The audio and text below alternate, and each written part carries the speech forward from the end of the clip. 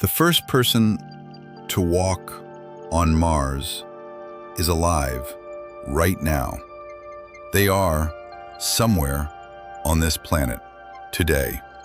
Going to school, maybe, or working, living an ordinary life with no particular sign that they will one day stand on another world and look back at the pale blue dot of Earth in an alien sky. This is not speculation. The missions are being built. The rockets are being tested. The timelines, though subject to change, point to the 2030s or 2040s. The person who takes that first step is almost certainly already born. I'm Michael, a space researcher. Here is how close we actually are and what that first human will face when they get there. NASA's current plan involves returning humans to the moon first. Artemis. The Artemis program is designed to establish a sustained lunar presence, a gateway station in lunar orbit, regular, crewed lunar surface missions, and the development of deep space operations experience. The moon is the rehearsal. Every system needed for Mars. Life support for long-duration missions. Operations far from Earth with significant communication delays. Landing humans on a world without a prepared runway gets tested at the moon first. SpaceX has stated publicly that uncrewed Starship missions to Mars could begin as early as 2026, with crewed missions potentially following in the late 2020s or early 2030s. Those timelines are aggressive and will almost certainly slip, but the hardware exists. The engines are being tested.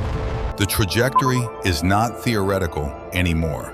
The most credible, independent assessments suggest the first human Mars landing will happen somewhere between 2035 and 2050.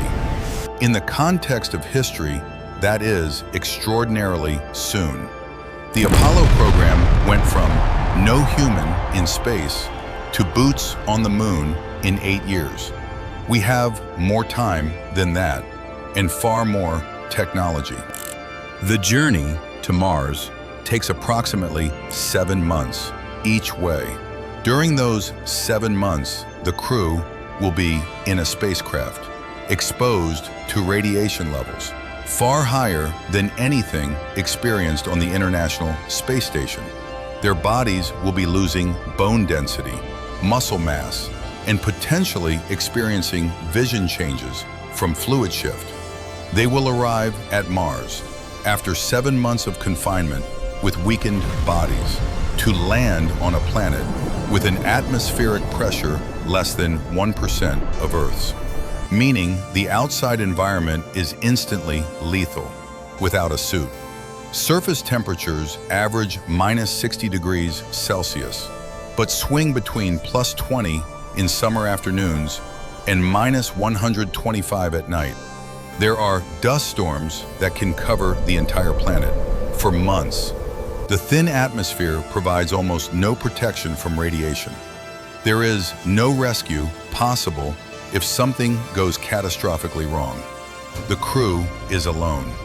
And yet the view from the surface of Mars, the rust-red landscape, the 2 small moons crossing a butterscotch sky, the Earth as a bright point of light visible in the Martian night, will be something no human has ever seen. The first person to stand there will know that. They will have chosen it anyway. The first Mars crew will almost certainly be a mix of experienced NASA astronauts and, depending on the mission architecture, SpaceX personnel. They will be people who have already demonstrated the psychological resilience to spend months in confined spaces under extreme stress, the technical knowledge to operate complex systems in emergencies, and the physical capacity to withstand the demands of the mission. But here is something worth thinking about. Neil Armstrong was born in 1930, 39 years before he walked on the moon. The Apollo program was not imagined when he was a child. The Saturn V rocket did not exist. The entire technical foundation for the mission was built during his lifetime. The first person to walk on Mars is in a similar position. Today, the mission they will fly does not yet fully exist. The final hardware is being designed and tested right now. The training program is being developed. The medical protocols for long-duration deep space missions are being written. They are out there living an ordinary life, and the mission that will define them is being assembled around them by thousands of engineers and scientists who will never make the journey themselves. We live in the last generation that will never have seen a human being on Mars. Every person alive before us, every generation of humans who ever looked at that red point of light in the night sky and wondered, never knew, could not know. The technology did not exist. The rockets did not exist. The knowledge of what Mars actually is did not exist. We are the generation that knows what Mars looks like up close, that has rovers driving across its surface, that has spacecraft in orbit photographing its weather. And we will be alive, most of us, when a human being steps off a spacecraft and stands on it for the first time. The first person to walk on Mars is alive right now. They are going to school or working or watching videos on their phone. They have no idea yet, but the mission is coming.